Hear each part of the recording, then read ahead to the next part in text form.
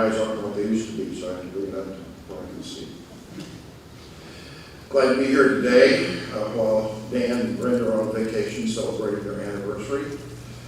And I would like to continue the series on Joseph and begin by reading this passage out of Genesis 40. The chief cupbearer told Joseph his dream. He said to him, "In my dream I saw a vine in front of me, and on the vine were 3 branches. As soon as it budded, it blossomed, and its clusters ripened into grapes. And Pharaoh's cup was in my hand, and I took the grapes and squeezed them into Pharaoh's cup and put the cup in his hand." "This is what it means," Joseph said to him. "The 3 branches are 3 days. Within 3 days, Pharaoh will lift up your head and restore you to your position. You'll put Pharaoh's cup in his hand, just as you used to do when you were his cupbearer. But when all goes well with you, remember me and show me kindness. Mention me to Pharaoh and get me out of this prison.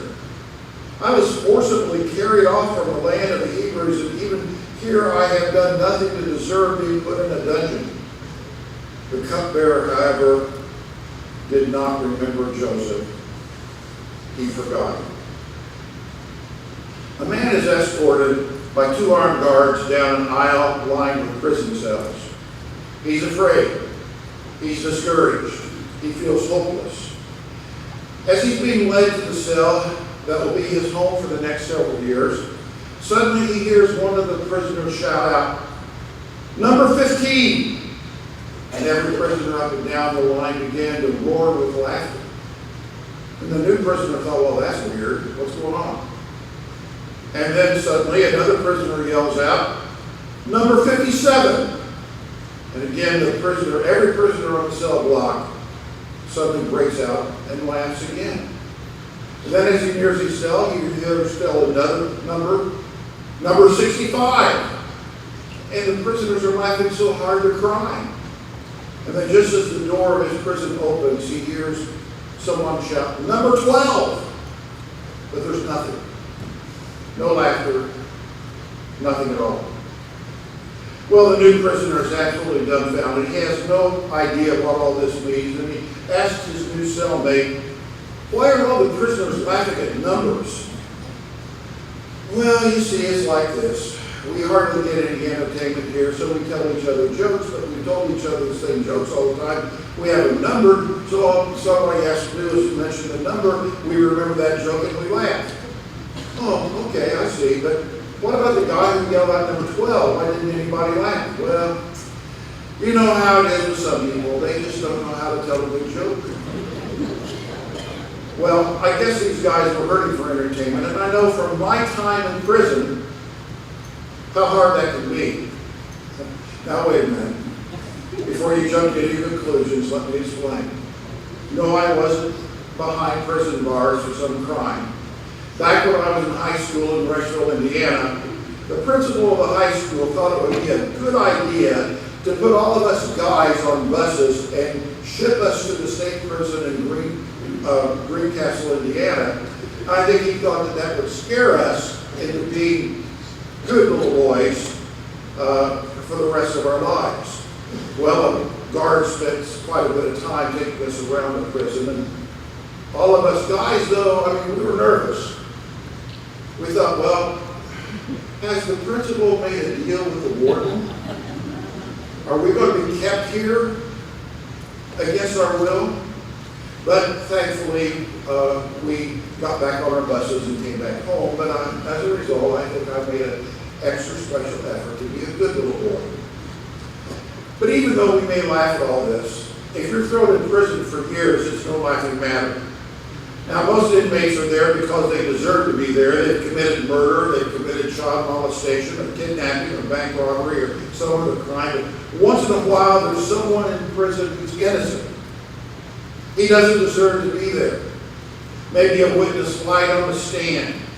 Maybe the evidence was weak. Maybe some person in power wanted this guy out of the way, and so he framed him. And when that happens, it must be a horrible feeling to find yourself behind bars when you don't deserve to be there. And that must have been how Joseph felt. He had already found himself at the bottom of a pit that was too deep for him to climb out. And he now finds himself in a prison, and he can't understand why he's there for some crime that he never committed. But it makes you wonder, doesn't it? Well, I mean, why doesn't he just give up? Why doesn't he just throw in the towel? Why doesn't he just call it quits? Well, let's see what happens to Joseph and see what you and I can learn from this mess that Joseph found himself in. And as we think about this, we think about Joseph's situation and our situation. The first thing we need to remember is this. Joseph learned that God could lift him out of the lowest pit and the darkest dungeon. Now, Joseph certainly knew all about pits and prisons and dungeons. Even as Joseph's story began a couple weeks ago, we saw him thrown into a pit, left to die by his jealous brothers. But then he was rescued by two of his brothers, but then they saw a quick way to get a buck, and they sold him as a slave in a distant land. But Joseph learned an important lesson in all of this. He learned that God was there alongside of him, whatever deep pit he might find himself wasting away in. And now you think that Joseph had seen the end of his troubles, right? Not by any stretch of the imagination. Joseph was then faced with even greater trouble, as we saw last week. Yes, he was sold as a slave, but he was bought and paid for by a rich man who saw something special in Joseph, and Joseph proved himself so honest and so trustworthy that his master placed Joseph in charge of all of his property and business affairs. But Joseph is a young guy who could have been nominated to be the sexiest man alive. And his wife, his master's wife, had the hots for him and constantly tried to seduce him. And she never let up, day after day after day. And Joseph, day after day after day, had to keep saying, absolutely not, it would be a sin for you and me to have sex. And so in one desperate effort, she did all that she could to get him to be with her.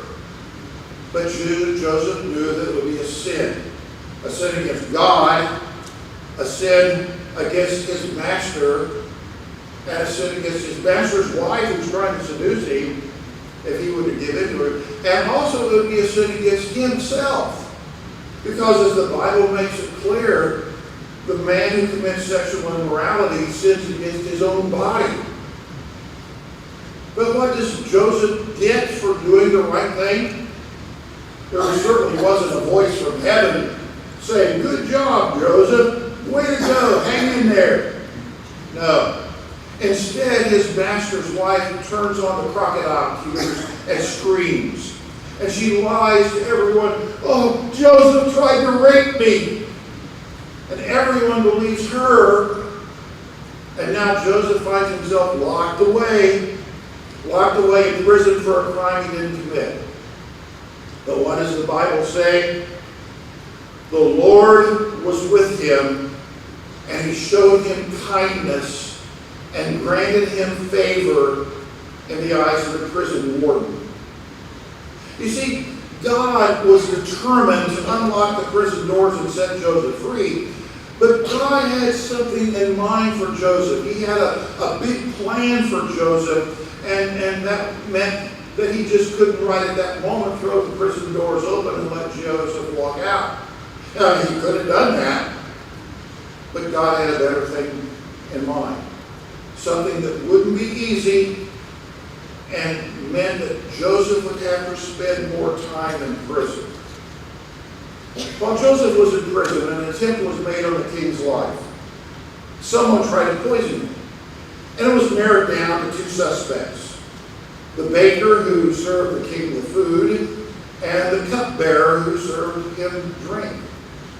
And so they didn't know, the authorities didn't know which one was the guilty party. So they threw both of these guys in prison, the same prison Joseph was in, and they were going to sort things out, find out who the real culprit was. Well, this is where God steps in. He gives the baker and the cupbearer dreams.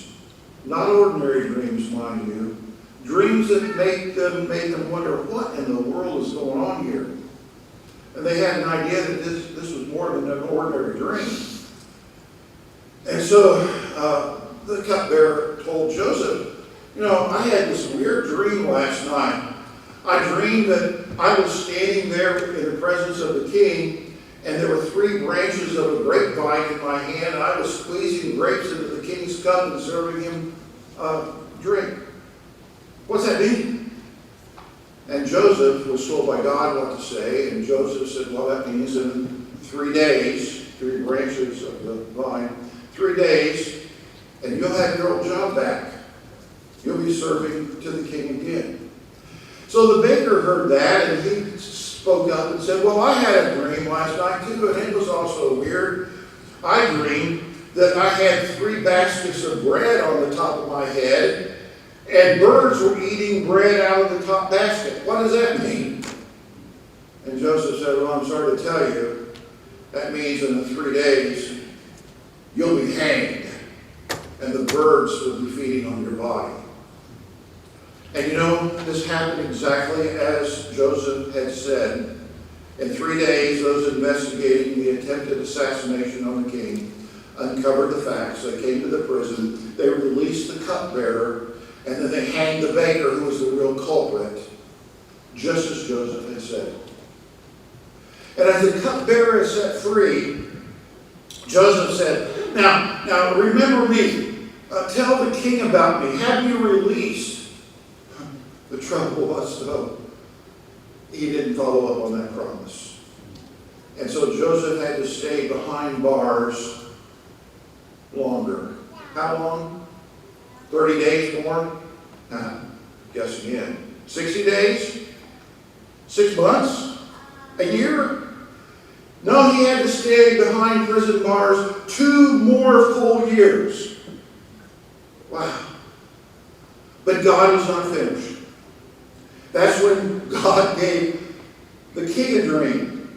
And it was a wild dream as well. And in this dream, 7 fat cows came up out of the Nile River, followed by 7 scrawny, hungry cows. And the 7 scrawny cows ate up the fat cows. Sounds a little gruesome, as well as weird, right? Sounds like the king had been eating La Rosa's pizza and Skyline chili, coupled with maybe a little Chinese thrown in the night before. But the king realized, well, this is no ordinary dream, and besides that, he didn't have pizza and chili. He'd never even been to Cincinnati. So he told everyone about his dream, including the cupbearer, hoping to find an answer. And the cupbearer, oh yeah, I remember this guy I met in prison, and he told me my dream, and it came true. Maybe he can tell you your dream and what it means. And so, after 2 long years, for a crime that he didn't commit, Joseph is brought out of prison and stands before the king. And God tells Joseph the meaning of the dream to tell the king, and here's what Joseph tells the king. Here's what the 7 fat cows mean. The 7 fat cows mean that you're going to have 7 years of plenty of food. Crops are going to grow. You're going to have more food than you can ever even hope to eat. But at the end of those 7 years, there are going to be 7 years of famine, and nothing's going to grow. There will be no rain, and everybody will starve to death unless you do something about it right now. And you need to choose somebody who will be in charge of a project that will store up all of the food from the first 7 years, all the food that it can, and have that ready in storehouse for the 7 years of famine. Well, the king was impressed. And he looked at Joseph, and you guessed it, he said, oh, you're the man. You're the man for the job. I give you full authority to save the nation from starvation. Oh, I like that. Save the nation from starvation. You think Joseph maybe put that on billboards around Egypt? You got to save your food to save the nation from starvation. Oh, well, never mind. The king put Joseph completely in charge. In fact, he had more power and authority in Egypt than than anyone else besides the king himself. As a result, Joseph made sure that all the extra harvests from the 7 plentiful years were stored up so that people could have food for the 7 years of famine. And he ends up not only saving Egypt, he saves the world because other nations are coming to get food because they had none either. So here's Joseph, a man who first found himself at the bottom of a pit by his jealous brothers, sold into slavery, then locked away in prison, and now God, in God's own good time, not only rescued Joseph, but made sure that he was in charge of all Egypt under the king's authority. But you know what? Joseph is not the only person who's ever been locked away with seemingly no hope of help, only to discover how God could rescue a person from the deepest, darkest pit and the deepest, darkest dungeon. It's scary, but it's true. Any one of us can fall into some pit or be locked away in some dungeon. The world is literally littered with deadly pits and dark dungeons, and any one of us can easily fall prey, and you know what those pits and dungeons are, right? Be careful, though, as you're thinking about this. It's easy to look around and see other people in their pits, maybe even pits of their own making, and you say, well, I'd never find myself doing that. I'd never do such a thing like that person. That person is in a real mess, but I'd never do that. But listen, each and every one of us, myself included, can easily fall prey to temptation that throws us into a deep, dark pit. And it may not be the same kind of pit other people are in, but it's just as deadly. Now, just think of some of the pits of the prisons that you have to be careful of these days. For one thing, there's the pit of addiction. And addictions come in various shapes and sizes and descriptions. Now, we first of all, of course, think of drug addiction, and the CDC reports that 15% of high school students report using cocaine, inhalants, heroin, meth, hallucinogens, and ecstasy. That's a mixture of it. And 14% report misusing prescription opioids. But even without being addicted, youth who use drugs can have a higher rate of physical and mental illness than adults. And they will experience diminished health and well-being. And they can progressively go into addiction. But that can happen to people of any age, right? Just think of Tiger Woods and how he was on top of the world and he felt pain all the time, but he then became addicted to painkillers and got himself in trouble. But addiction comes in other forms too, right? Sex is a gift from God. It's a beautiful gift. It's a wonderful gift that God has given to a husband and wife to be enjoyed within the commitment of marriage. But the abuse of sex can easily become addicting, and it can be the ruin of many relationships in and out of marriage. And that the thing is today, internet porn, which is so easily obtained, so easily viewed by adults and young people alike, so readily available. It used to be that you'd have to go buy a dirty magazine and then hide it. But now all you have to do is look on the phone or look on the computer and it's right there. And once you're on that drug, you can become hooked. Porn addiction affects millions of Americans. Research shows porn can stimulate brains in the same way that is similar to substance abuse, potentially leading to relationship issues, mental illness, and distorted views of sex. Recently, Pornhub, which is one of the big porn sites, of hundreds of porn sites available, Pornhub reported 42 billion visits worldwide, averaging 115 million visits a day, just in that one site.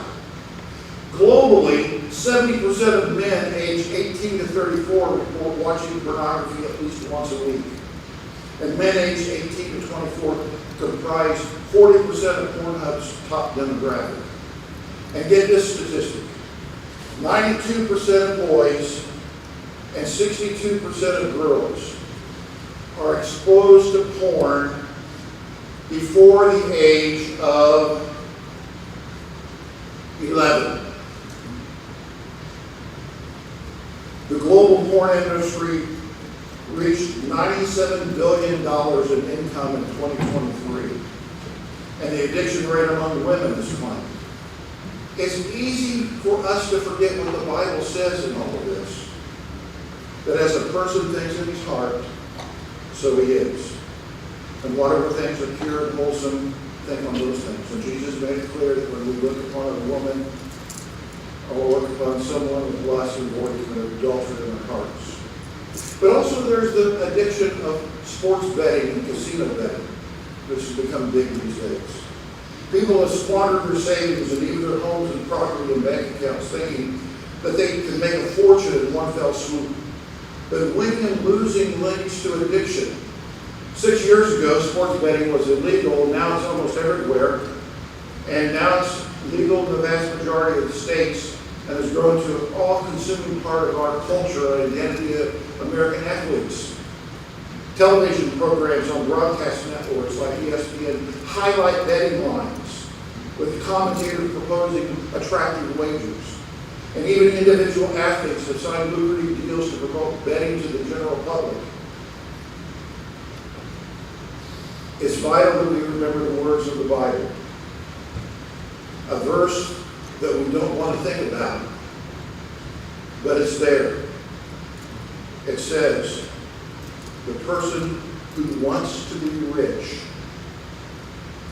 not necessarily the person who is rich, the person who wants to be rich falls into many temptations and snares and shoots himself full of deadly arrows. Or in other words, you might say, he turns the gun on himself and fills himself with all sorts of hope because he'll stop at nothing to get rich. He'll do things that he wouldn't normally have done because he has this all-consuming desire to be rich. And you know the one thing about addiction? Any kind of addiction. Addiction lies to you.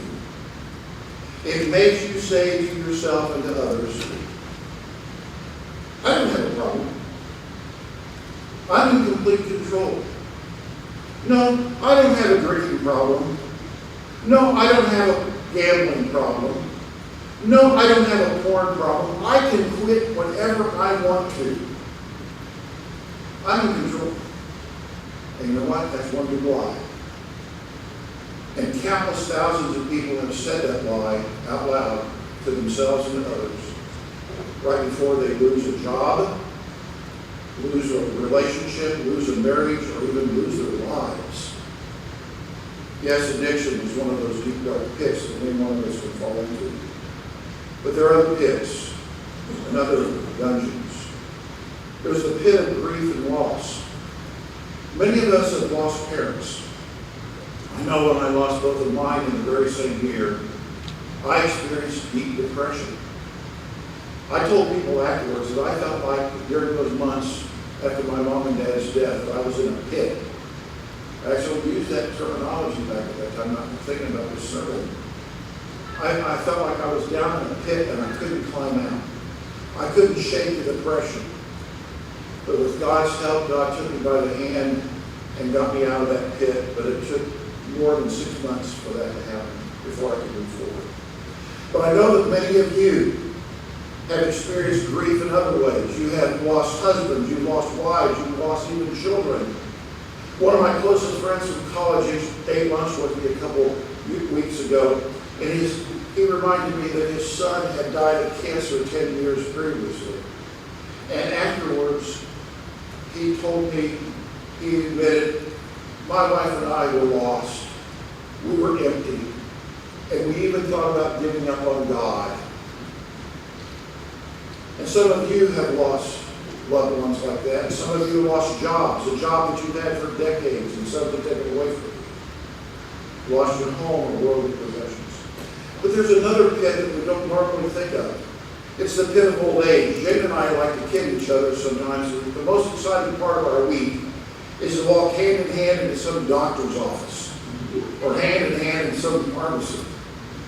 But all kidding aside, old age is perhaps the most humiliating thing that anyone goes through. So much so that statistics reveal that 1 out of every 4 suicides in the United States take place among senior citizens because they just can't bear the pain and suffering and loss of a loved one or loss of their health. And as a minister, I've seen too many people in nursing homes where the nurses say, oh, this person was just dropped off by a family member, and that family member has never come back, and that person never has any visitors.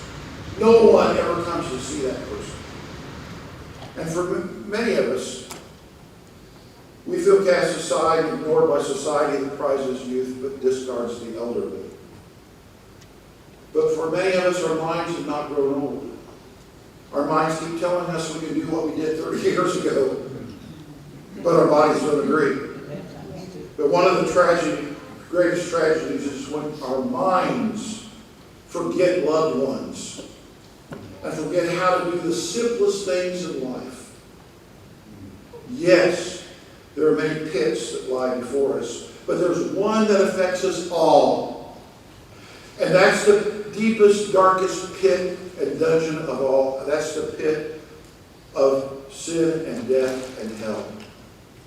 Across the street from our house, a new family with several children moved in last year. And for Halloween, they erected one of those 12-foot skeletons. And it was kind of creepy. The little eyes would blink on and off at night, like they were looking right at you. It wasn't my favorite thing to see when I walked out my door and went to the car. But I thought, well, this is Halloween. It'll be gone in a couple weeks. That didn't happen. Suddenly, the skeleton developed a Thanksgiving theme, and then a Christmas theme with a Santa Claus hat. And now, today, it looks like he's having a pool party in the summer. But when Easter came around, Jane and I, of course, as Christians, wanted to celebrate the wonderful resurrection of Jesus, and how he was raised to life on the third day and lives forever, and promises to do the same for us. But every time we walked out the house, we saw a symbol of death, a skeleton looking at us. Now, I know that these skeletons are for fun, and maybe you have one yourself, and that's okay, but I think, though, that this is a good illustration of how death is always around us. Everywhere we look, it never leaves us. It's always there. We lose family, we lose loved ones, and we ourselves are going to die one of these days. And Satan wants to make death and the grave and hell an everlasting prison for us, a prison without hope or release. But here's the most important part of my sermon. The thing is, no matter what prison or pit you find yourself in, Jesus has the key for any and all pits and prison cells. There's a passage of Scripture that comes to my mind that we have to remember. It's Revelation 1:18. And Jesus in this passage makes a life-changing announcement. He says, I am the living one. And now look, I am alive forever and ever. And I hold the keys of death and Hades. Now, I brought some keys with me today. And this one key, in my estimation, this big key, reminds me that Jesus has the key to the most important, to release us from the most awful prison that we could ever imagine. The prison of sin and death and hell. He can release us from that because he went to the grave himself. And he came out alive. Never again to die. Can you imagine that? Never again to die. He's still alive after all this time. Do you understand the significance of that? He's the living one, the only one who can say, I was dead, and now look, I'm alive forever and ever. Now what's that mean for you and me? That means he has the key of sin and death and hell, sin and Hades. And he can get us out of that prison. I mean, one of these days he's going to return. And you might say, figuratively speaking, unlocks our prison, and the dead will rise and be given new bodies, and we will live forever and ever and ever. Never again to die. You got that? Never again to die. Now, think of it. If he holds the key of sin and of death and Hades, then he also has the keys to any and all prisons that you might find yourself locked in these days. He has the key that can unlock that door for you. For every pit, for every prison, right here and now. And I don't care how deep and dark the pit is, or how strong the iron bars are. Jesus can reach down and lift you up, and he can turn the key and let you out, no matter how hard you've tried before, and no matter how many times other people have tried to help you and failed. He can help you. The story is told of a man who fell into a pit. And people started walking by. A businessman walked by, and he said, well, I feel for you down there, but I've got a business to run, so good luck. A critic said, you know, only bad people fall into pits, so you must be getting what you deserve. A mathematician calculated how deep the pit was and continued on his way. A news reporter saw a man in the pit, and he wanted the exclusive story, and he hurried away to get it on television. An IRS agent came by and said, are you paying taxes on that pit? A self-pitying person said, you haven't seen anything till you've seen my pit. A psychologist observed the pit is just in your mind. The sociologist noted your mother and father are to blame for you being in that pit. A self-esteem therapist said, believe in yourself and you can get out of that pit.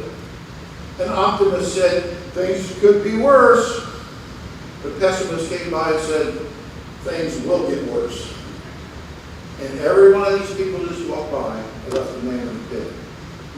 But Jesus came by, and he saw the man, and he reached down and took him by the hand and lifted him out of that pit and set him free. And there's no doubt about it. This world has pits just waiting for us to fall into, and prisons with our name on it, and iron bars designed to lock us in forever. Pits and prisons of fear of death and grief and addiction. And so many people think that death is the end. And maybe you feel that way. That you feel helpless and nothing to look forward to. But all of that changes when you know Jesus. Because Jesus has the key. And he said, I am the resurrection and the life. He who believes in me, though he were dead, yet shall he live. A man was inducted into the Army December of 1941, just before 3,000 Americans died with the attack on Pearl Harbor. He was very shy. He was not a typical soldier. He fought against the Nazis in North Africa. And he and other soldiers were put on ships that had to cross over the Mediterranean to fight in Italy. And his troop ship was torpedoed and sunk. He was one of the few on board that had his life jacket on, and he survived. Later on, he fought in the Battle of Southern France. His outfit was captured by the Nazis, and a Nazi officer lined all these Americans up against a brick wall and aimed machine guns at them, intending to blow them away.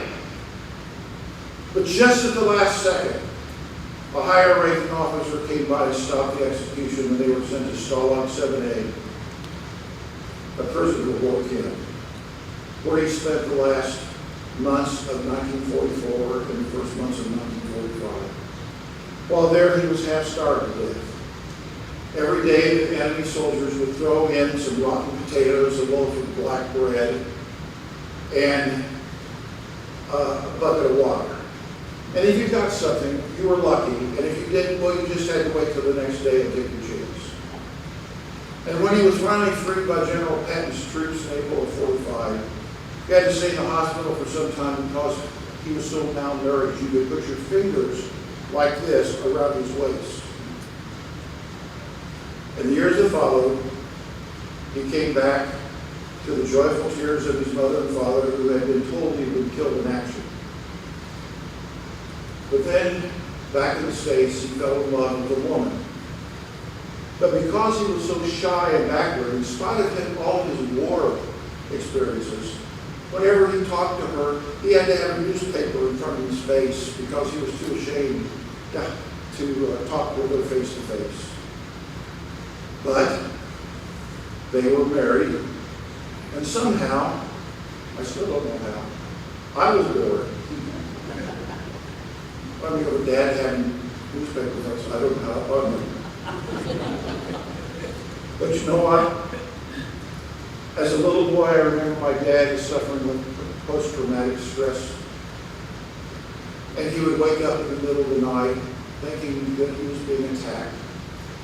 And he would grab the covers and he would take off running for cover.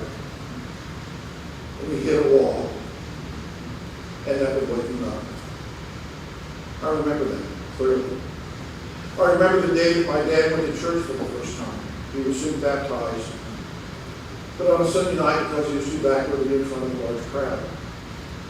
After a few years, he was asked to be a deacon. He agreed, even though it meant that he would have to say a prayer in public before hundreds of people on Sunday morning. And all week long, he would practice that prayer, and he was so nervous he couldn't keep his food down. He'd throw up. But he prayed that prayer in front of 250 people in spite of his backwardness. Later, he taught a boys' Sunday school class. And then his preacher asked him to be with him in a jail ministry there in this town of Rushville.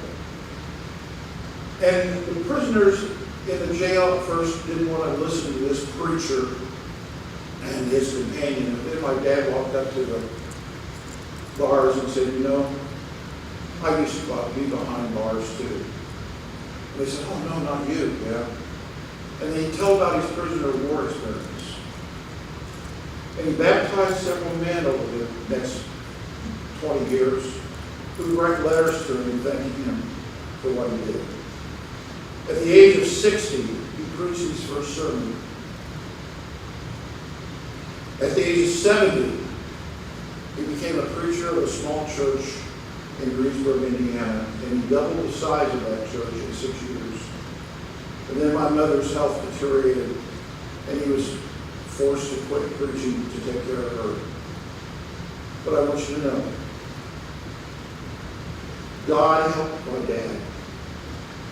God completely helped him to overcome his extreme backwardness, his post-traumatic stress, his prisoner of war experience, the loss of several jobs that he had throughout his life, grief from suffering death, the death of family members.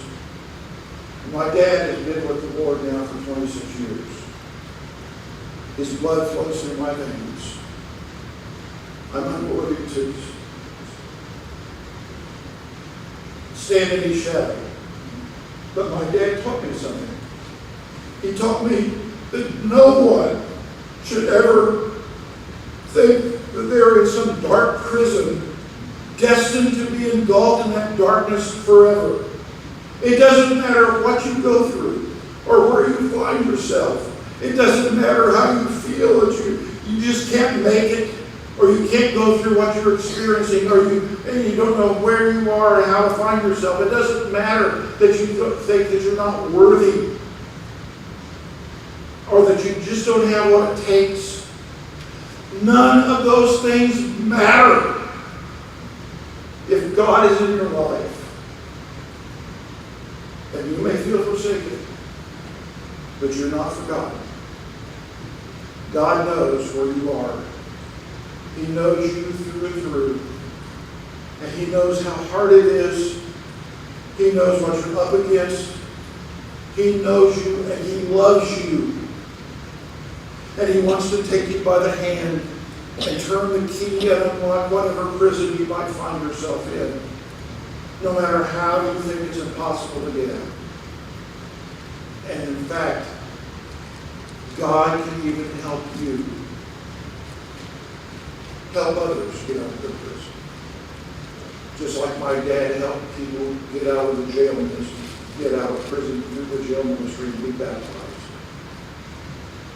You can do anything with God's help. There's nothing impossible that you can't do with God's help. And so the question is, are you willing to take His hand and let Him take over your life and help you with whatever you're dealing with in your struggles? We invite you to come as we